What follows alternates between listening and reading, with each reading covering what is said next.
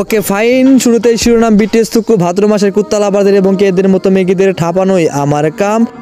একটা কথা শুনেছেন, অল্প বয়সে যারি পাকে চুল নামক বাল, তারই দুঃখ থাকে চিরকাল। এদের অল্প বয়সে চুল নামক বাল বেঁকে গিয়েছে, তাই তো এক একজন নীল ছবির মতো নৃত্য করিয়া বডি দুলাইয়া দেখাইতে আছে।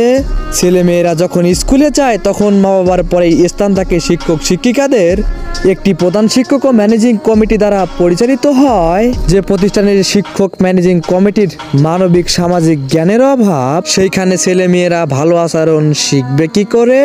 আজ থেকে 10 বছর আগেও কোনো মেয়ে দোকান থেকে সরাসরি সদাই কিনতে পারতো না, কারণ তাদের পরপুরুষের সামনে গেতে লজ্জা করে।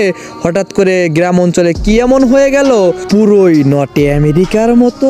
কিছুদিন আগে গাবতলিতে একটা মেয়ে বহিষ্কার হয়ে গেল, কারণ তারা ক্লাস পার্টিতে 5-6 জন মিলে মদ খেয়েছিল। একটা বার চিন্তা করে দেখুন, আমাদের এই সোনার বাংলাদেশ কতই না আপডেট হয়ে গেছে। মনে রাখবেন, এই সোনার বাংলাদেশে সোনার মেয়েকে বিয়ে করিলে আপনিও একজন গর্ভবতী স্বামী হিসেবে সমাজের ভিতরে মাথা উঁচু করে বেঁচে থাকতে পারবেন। ধন্যবাদ।